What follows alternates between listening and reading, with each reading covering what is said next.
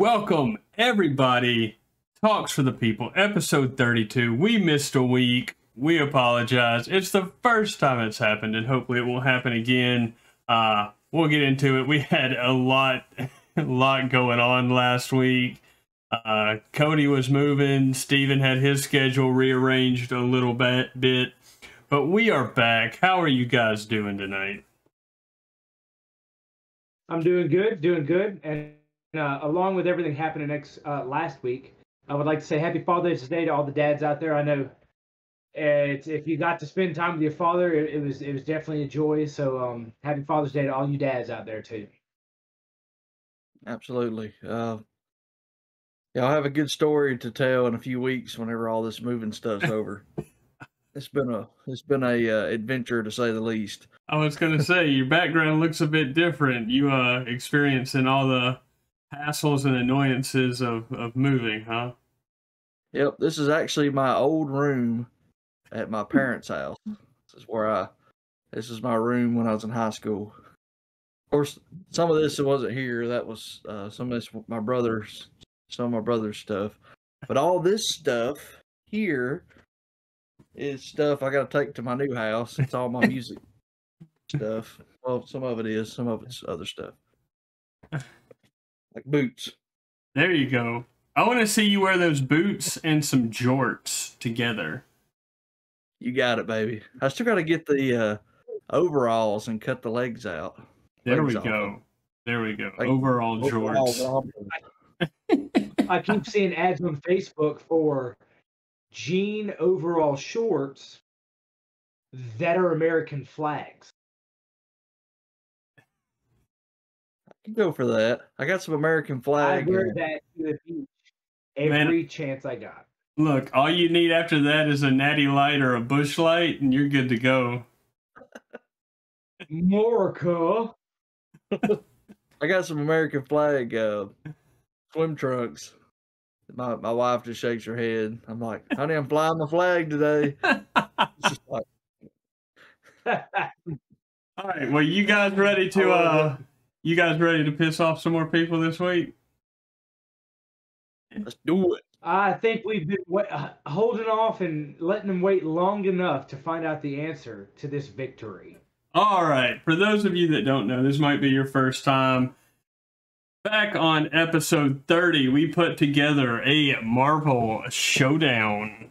We took 16 names from the Marvel Cinematic Universe. We put them through a randomizer one time, to be fair. We then took the brackets and discussed amongst ourselves who would win these fights. And when all was said and done, after we pissed off about 70% of the viewers, the final battle came down to Iron Man versus Thor. And we did not make a judgment call on that one. We left that up to you, the viewers, to hit us up on the YouTube comments, Twitter, however else you wanted to reach us, individual Facebook pages. And it was an overwhelming response. I expected there to be a little bit more back and forth, but honestly, I think it's safe to say I did not see one single vote for Iron Man.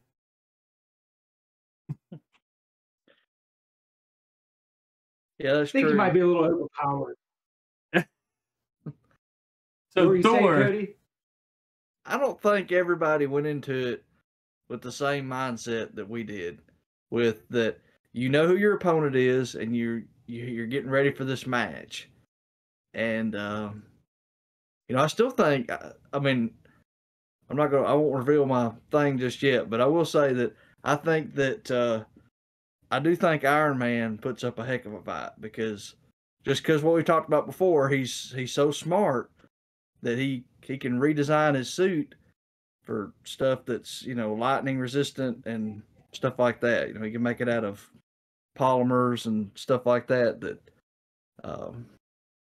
won't be the problems he'll have with a metal suit. So he's not gonna just get his butt whooped or anything like that, but it should be good.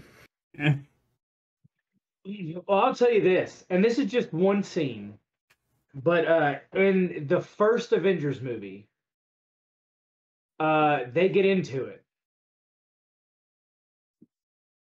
And when they get into it, Thor uses lightning, and Tony Stark's Jarvis in his helmet says, "We are at 1,000% power." He literally overcharged him by using the lightning bolt on him. I know it doesn't work out like that all the time, but that is something that would put a kink in Thor, because if he's going to feed him more power, it might make him a little more difficult to defeat. This is true. Do y'all also remember though this? Think about this. You have to be worthy to pick up or even move Mjolnir, correct? So y'all remember in the very first Thor movie where he just sat the hammer down on that guy and the guy was like and couldn't move. Do you think that's all he would have to do is get Mjolnir in contact with Iron Man, and then like Tony's stuck, like he can't get up? I mean, would it apply through the suit, or do you think Tony could at least roll to the side? I mean, is it over that easy? I don't think he allows that to happen. I think he can try, but I mean, there's a couple of times where Iron Man gets thrown down, and at the last second, he'll hit all of his boosters and skim across the floor while they're trying to kick at him or punch at him or whatever, and he gets away. So I mean, I don't think Tony allows that to happen. It's that easy anyhow to defeat. Just set a hammer on me and be like, "Oh, you shot the water." Yeah, I can see maybe that happening at the end of the battle when Tony's just completely give out. He just sits it on him. And maybe he just leaves him. Like I'm not gonna finish you off. I respect you too much. I'm just gonna leave you here. And then just walks off into the sunset. Yeah. All right, we're done. That hits like a self-destruct button or something, kills himself. That being said, I mean, my vote does still go to Thor. You're still talking about a god versus a human. So I agree with our fans. I give my vote to Thor. Yeah, I do too. I think he's too much, and yeah, I don't think Iron Man can beat him. But I'll tell you what, I'd be pulling for Iron Man. I'd be cheering for him. You on point there, yeah. I'd be rooting Iron Man all the way. Well, sadly, I'd have to go against Iron Man as well. I think Thor's way too much. I mean, he is a god, of course. But I would like to kind of slide in here and say that if I was going from the bracket, Scarlet Witch wins it all. That's just me. We're gonna get into that here in a little bit in a different way. I don't think, on second thought, a lot of the stuff we're talking about in tonight's episode, a lot of it is guessing right now, going off of press releases and stuff that only Marvel and Disney want you to know. We will not be discussing any leaks that have come up, so we will not be discussing any spoilers for future movies. However, this is your warning. If you are not caught up on the MCU, potential spoilers ahead. We will not intentionally go out of our way to spoil anything, but if you are not caught up on the MCU projects, TVs, movies, potential spoilers ahead, because tonight, today, whenever you're listening to this, we are discussing the Marvel Cinematic Universe, Phase 4, going forward. Now, this all kicked off with WandaVision. And I'll admit, it took me a minute to get into it. First episode was horrible. It sucked. I think what is it, Steven? You find out about episode 3, what's going on for sure, or end of episode 2, episode 3. It's episode 3 where you find out. I think it's like early episode 3. Till you seriously get this is what's happening. You might get a hint by the end of episode 2, but for the most part, you're like, what in the actual world is going on here? In my opinion, they should have given you a little bit more information in episode 1 what was going on, because it lost me. Gain traction a little bit sooner. Yeah, you're my witness. It took me, what, 6 months to get around to finishing it after I watched the first episode, because I was like, I like these characters, but this show sucks. I'm not going to waste my time. This show is horrible. And then finally, I went back and watched it. Cody, have you watched WandaVision yet? I haven't. Do you care?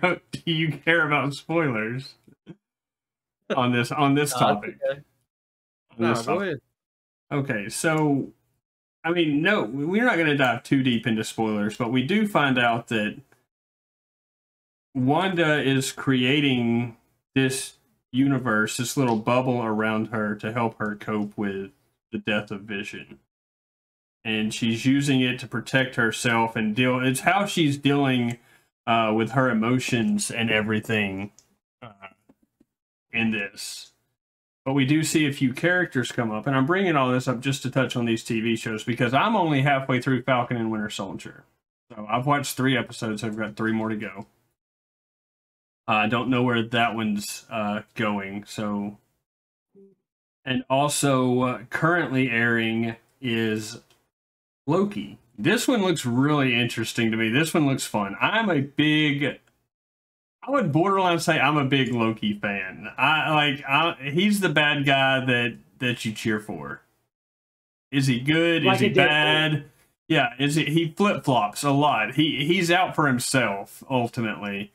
Without giving, I know you're watching it. We're through what? They've had 3 episodes so far, or did the 4th one air this week?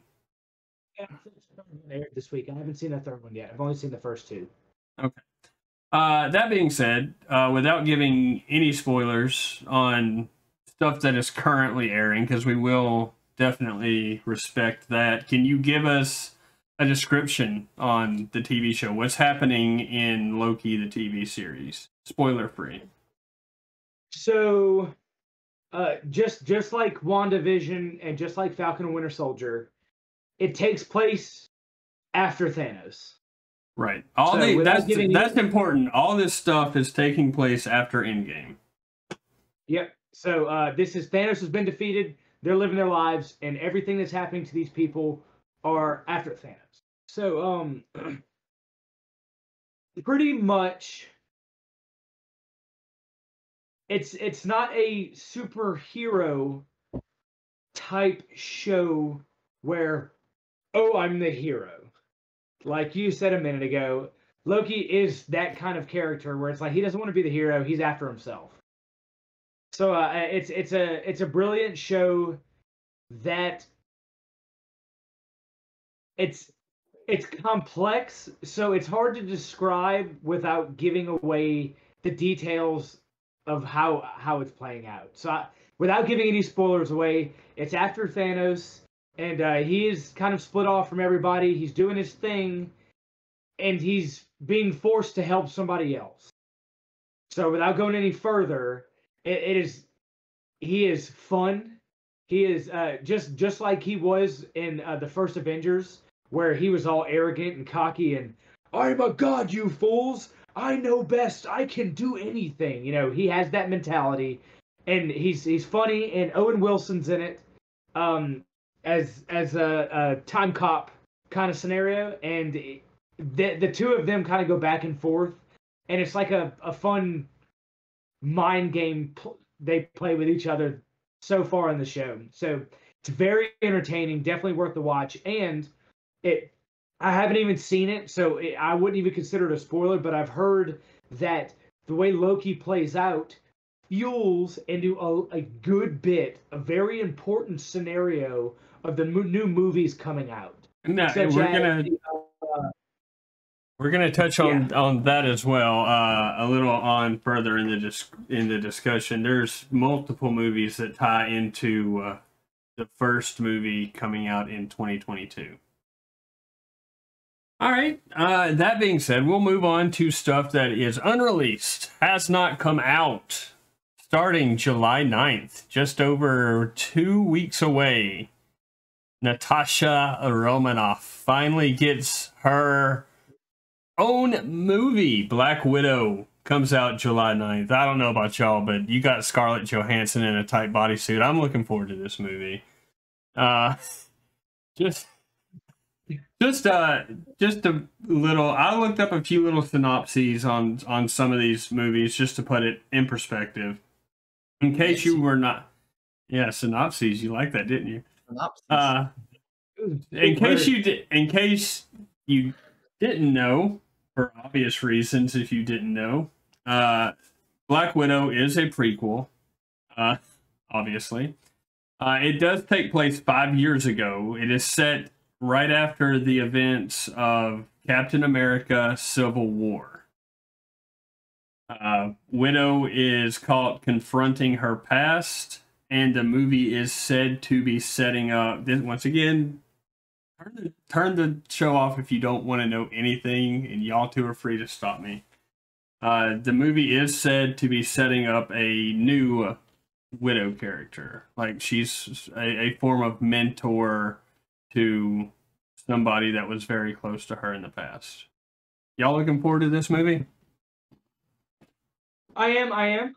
Fan-wise, though, especially with the movies that have come out so far, everybody who's seen the base Avengers movie knows that Black Widow and Hawkeye kind of have that past that connects together, where they pretty much put each other on their shoulders and help them get through whatever it is they were battling.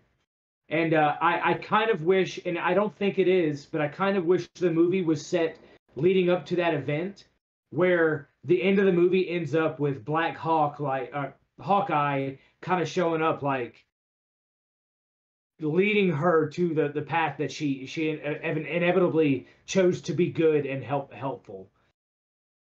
But I am definitely excited about it. I mean, let's be 110% honest. If you're a man and you're not excited about seeing her in spandex for a movie, it's pretty obvious women aren't your thing, which is totally fine. But I'm excited to watch her in spandex for an entire movie. Yep, absolutely. I'm looking forward to seeing it. I'm looking forward to just seeing a new movie. And, absolutely, it's been a while. Going to the movies to watch a movie. Endgame was the last feature film in this MCU, wasn't it? Well, you had Spider-Man: Far From Home, right? Yeah, but that was the last feature film. Pretty much, yeah. Yep. Moving on, we get into some new characters in this next phase. Don't know a lot about this one. This is where we might piss some people off. Shang-Chi and the Legend of the Ten Rings comes out September 3rd. I think that's a Doctor Strange type vibe. Am I right? I honestly don't know. It has to do with martial arts, and I know, like, creating, from what I can see based on the trailer, like super type powers. But once again, it's more of a Batman Iron Man thing from what I see. Like, he just trains really hard and is very focused and, very organized. I forget what word I'm looking for, but you know what I'm saying. He's highly trained. Is more. Gotcha. Don't know a lot about that one. We'll move on. Next, Hong Kong Phooey. It might. Yeah, there we go. After Shang-Chi, the next TV show we get, we introduce another new character that will tie into a future movie. And the next TV show after Loki that we have to look forward to is Ms. Marvel. We officially introduced Kamala Khan to the Marvel Cinematic Universe. Fine. I'm looking forward to this one. I don't know a lot about Ms. Marvel. But what I do know, this could be a really fun TV show. I think I know less than Alan maybe about it. Is Miss Marvel and Captain Marvel not the same person? No. Like, Okay. Miss Marvel's a teenage girl. Like I said, I don't know her complete backstory, but judging from what I've seen about this TV show, like, it's almost going to have, like, I can see this having, like, CW teen show type vibes to it, but in the in the MCU. Like, that's the kind of show I foresee this being. Have you heard anything about it, Steven? I have not. I don't know too much about the shows coming out. Well, that being said, touching on something that Cody let us know when we recorded episode 30, his wife is going to be looking forward to the TV show that comes out after Miss Marvel. We get a Hawkeye show, which will be starring Jeremy Renner. Once again, we are introducing another new character to the MCU, to my knowledge. Not new to comics, obviously. Don't shoot me yet. But the show will revolve around Jeremy Renner's character training Kate Bishop to be the next Hawkeye. It actually stars Haley Steinfeld as Kate. And here's a fun fact that I saw while I was researching this episode, 2 hours before we started. Vera Farmiga is going to actually be in the movie. Cody, you remember who that is? No. The mom from Bates Motel. Ah, Norma Bates. Okay. Yeah, Vera Farmiga will be playing Kate Bishop's mother. Then late October, I did not find an official release date for this one. We get our first set of all new superheroes to the MCU. This movie, I was gonna say what. We're movie people, so we probably get it. So just for all the serious diehard comic book fans. Of course, when we say MCU, Marvel Cinematic Universe. right. So this is for the movies, which is why Alan earlier was like, don't crucify me for this. I know it's not a new character. It's just new to the movies. So obviously everything we're talking about, it might not even tie into the comic books at all, but we're strictly talking about the cinematic universe, not the comic book world. No. Just to clarify, in case somebody's out there like, what are these idiots talking about? Yeah, absolutely. After Hawkeye, the next movie releasing late October, we get our first brand new characters to the MCU, all new superheroes. We get to see the Eternals. Now, I don't know anything about the Eternals. I never got that deep into the comics. I knew about Iron Man, Captain America, Thor, like that Infinity Saga characters. I knew about them. I never in my life got this deep into the comics. But have y'all seen the cast for this movie? I've briefly looked over it, and it is star-studded, dude. We have Angelina Jolie, Richard Madden. For those that don't recognize that name, he played Robb Stark in Game of Thrones. I always mess this guy's name up, but you have Kumail Nanjiani. I always mess his name up. He's that Indian guy. If you go look him up on IMDb, you'll say, "Oh yeah, that guy." You know who he is. We also have we have Selma Hayek in the movie. We have Gemma Chan. I think I'm pronouncing her name right. She's most known for Crazy Rich Asians. We have Brian Tyree Henry, and then the other one that caught me off guard on this movie we have Kit Harington in this movie as well. So we have Jon Snow and Robb Stark in the movie with Angelina Jolie, Salma Hayek. This is a star-studded movie. And here's one reason I bring up the cast on this movie. I'm not the only one that doesn't have a clue who these characters are. Do you think they are using this cast to draw more eyes to this movie? I believe so. I believe they know they're going to have a huge base with the comic book fans, but to tie into it, they know as big as those characters are. If you don't read comic books, you might not know them. So this would be a brilliant time to say, you know what? Let's plug in some pretty big time characters to get more involved with it. Because the Eternals, as you can tell, because there are so many characters there, I mean, there's opportunity, just like the Avengers, to branch off and have movies after movies after movies. You know, Right. Iron Man had his own set of movies. Thor, own set of movies. Hulk, own set of movies. Eternals, when you have 6 or 7 characters, it's like there's so much you can do with that. So if they can get them drawn into that first movie just because of the cast, then they're going to be like, well, I got to see what this one's about. So Yeah, I think absolutely. so for sure. I'm looking forward to that one just to see new characters as well. Moving on from that, we do go back to a character that is well known and beloved. We have Spider-Man No Way Home. That's our holiday movie this year, releasing December 17th. That one, I am probably, out of everything you've listed so far, especially, one of the most excited about for a couple of reasons. I wonder if it's the ones I've got written down.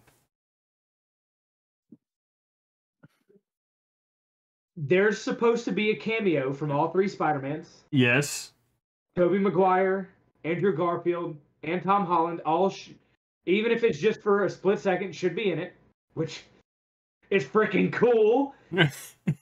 And then the William Dafoe Green Goblin is coming back, which is super cool. I was more excited about that than I was seeing the other Spider-Mans together. I was like, love William Dafoe. So him, and he, like, I'll get you, Spider. Like, he killed that role in the first one with Tobey Maguire. So I am stoked to see him coming back as Green Goblin. We're also going to see Jamie Foxx as Electro and Alfred Molina as Doc Ock. You know what that means? They're setting up a Sinister Six.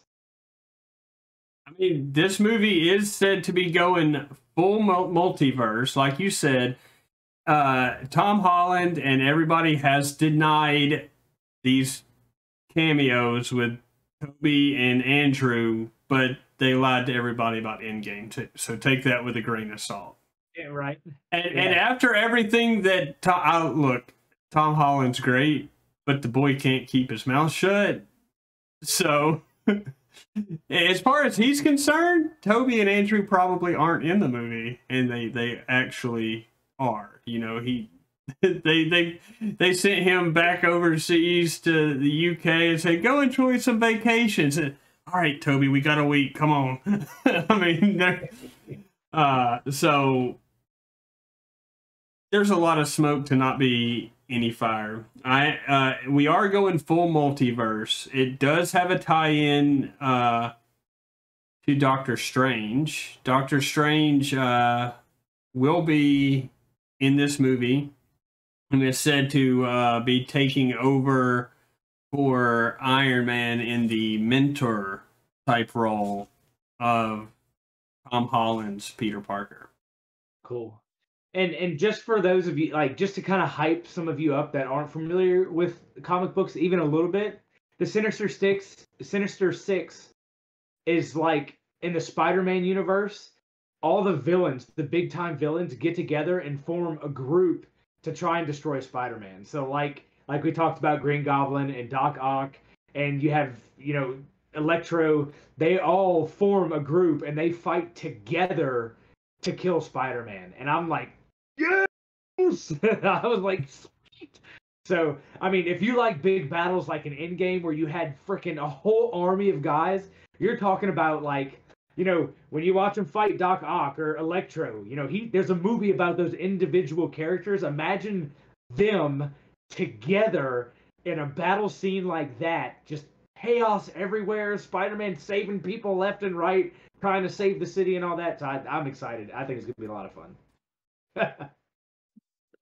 Eventually, they'll have to introduce Kingpin, right? He was in the middle of that. Hopefully. And was he not in one of the other Spider-Man movies? Kingpin? Miles Morales, the Spider-Man animated series. I'm pretty sure that was Kingpin. Here's the other issue. You would think that yes, they've eventually got to introduce Kingpin into the MCU version of Spider-Man. But the one downside to Spider-Man being in the MCU that you have to remember is Sony and Disney are still fighting over the rights to Spider-Man. This is currently, to my knowledge, going to be the last Spider-Man. As of current time, this is the last Spider-Man movie in the MCU. As of current time. Well, I was going to say, maybe it's the last Spider-Man for Sony. Well, right now, Sony still owns the rights. Yeah. So Disney has leased out, for lack of a better term, one more movie, one more feature. Like, I think he can appear in other movies, but I think currently this is the last standalone Spider-Man movie. He will still be able to appear in MCU movies when Disney forks up the money to Sony, but currently no further plans after this one for standalone movies as of right now. That's a sad day, because if you don't know and you like Stan Lee, the guy who created a lot of these characters, Spider-Man is his favorite. He's not alive anymore, obviously, but Spider-Man was his pride and joy. He loved the idea of Spider-Man. Spider-Man was his favorite. So I hope they do him justice in this. And if it is the last one like this, I hope they do him justice and make it a freaking awesome movie. All right, we'll go through these next few a little bit quicker. Just touch on the high points. I'll read the little descriptions I have, and then I'll get some thoughts for you. We're moving into 2022. First movie of 2022, March 25th, Doctor Strange, Multiverse of Madness. This movie is said to have tie-ins with WandaVision, Loki, and Spider-Man No Way Home. Yep. It is also said that this movie, you will reveal what is going on with Wanda's kids, Tommy and Billy. And my question to y'all in this, will Scarlet Witch be the antagonist in this movie? I think so. She's always an antagonist to me. Oh. Oh my. So I don't know. I haven't seen WandaVision, so I can't really comment on that. But I'll watch it because I like movies. Look, it's good. WandaVision, if you have nothing to do tomorrow afternoon, like you can knock 4 episodes out. You can knock half of it out easy. Yeah, I was saying it's episodes that are about 30 to 45 minutes. So. Yeah, all the episodes are 30 to 40 minutes. You can knock it out in 2 days. Easy. That one I am looking forward to. I like the first Doctor Strange movie. I want to see where this one goes in. It's got a bunch of tie-ins. It wraps up a bunch of storylines. I guess I would like to say one more thing about it is that Doctor Strange, we had talked about it when we did the comparison of the showdown. Doctor Strange in the MCU has not been shown his capabilities yet. I mean, correct. Doctor Strange is up there with power, and the movies have not done him justice. So maybe the first movie you know, it was a good character builder, and taking names, and he's all out of names. You broke up a little bit there, but I think we're back. We're good. Yeah. Second movie of 2022, Thor, Love and Thunder. This movie is said to heavily focus on Jane, which is Natalie Portman's character, of course. Christian Bale joins the cast as the villain, Gore the God Butcher. That sounds interesting for a person who didn't read all the Thor comics. And it's said to have Guardians of the Galaxy included in this one again. It will feature Star-Lord, Drax, Nebula, and Mantis. So I'm from the promo pictures. Obviously, this is releasing 11 months from now, so we haven't gotten any trailers or any real promo, but we have seen the poster artwork, and I'm very much getting Ragnarok vibes from the artwork for this. It looks very 80s, very bright, retro, like and if that's any indication, like Ragnarok was fantastic. I'm looking forward to this movie. Agreed.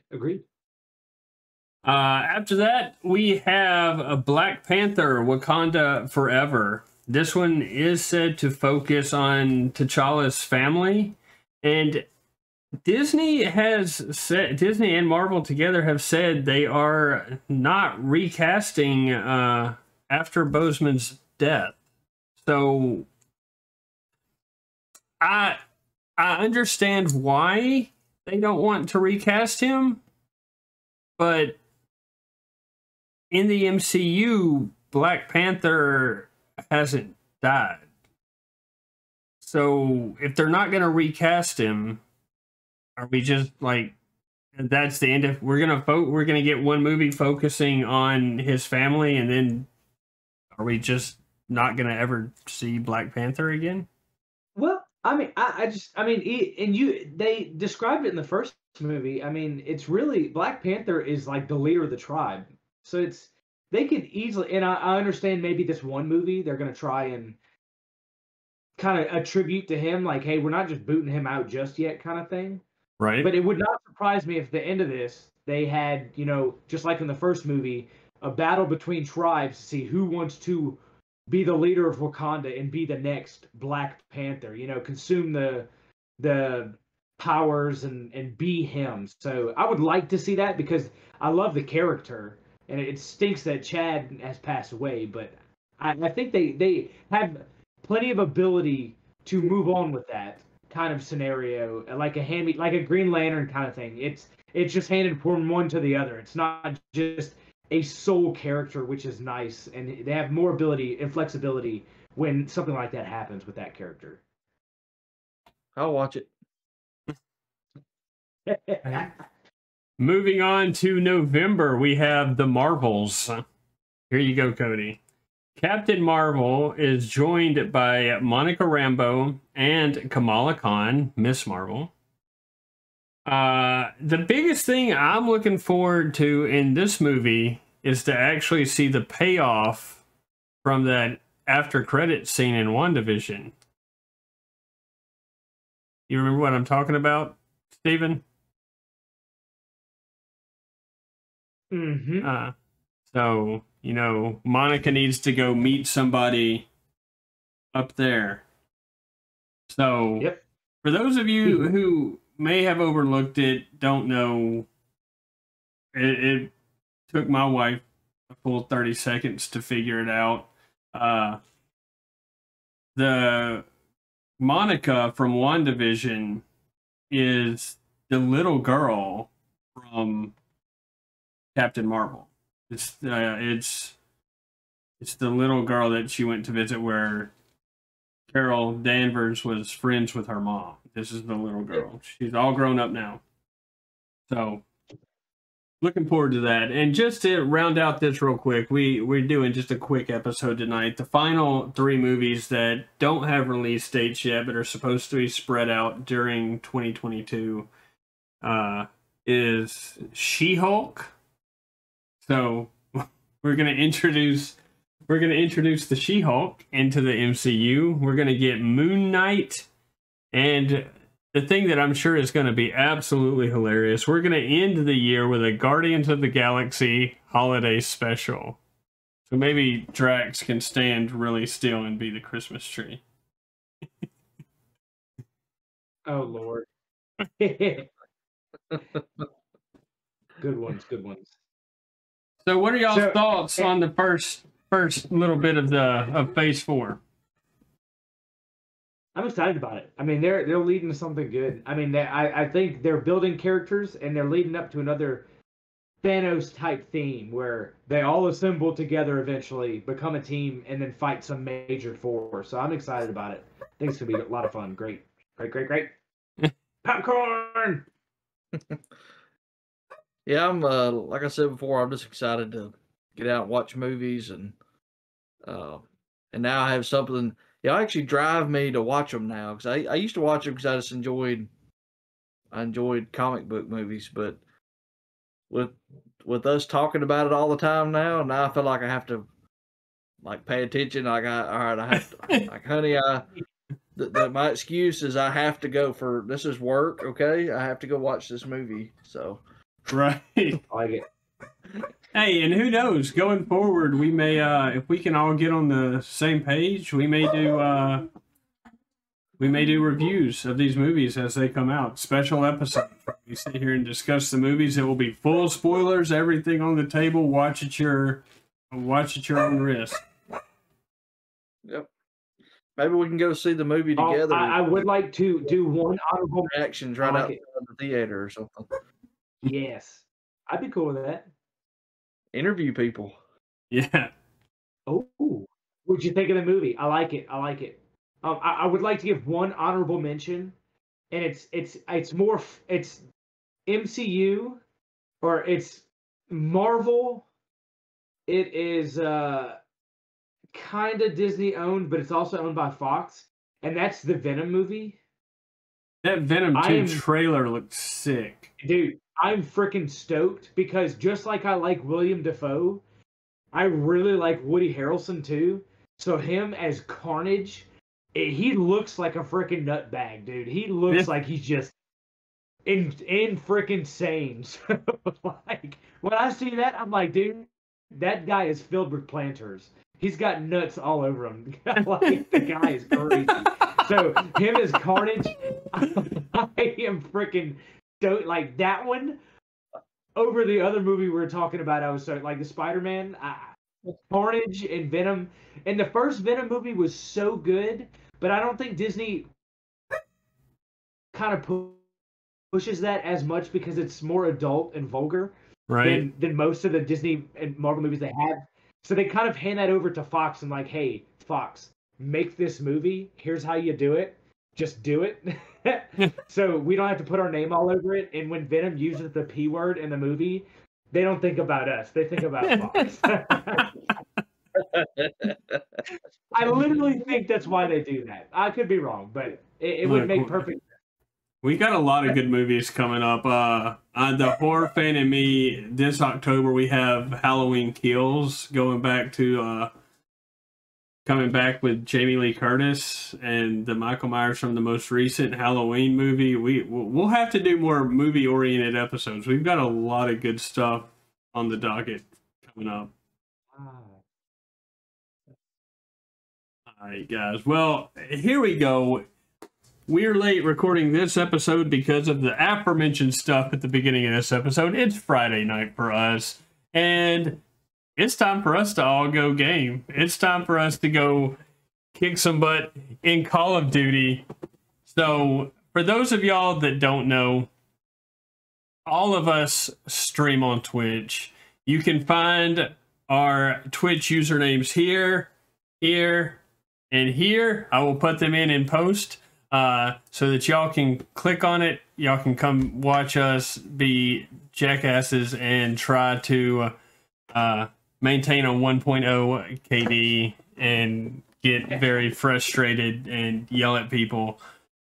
We have tried to tone down our language on the podcast. That does not go when we are gaming, so watch us at your own risk.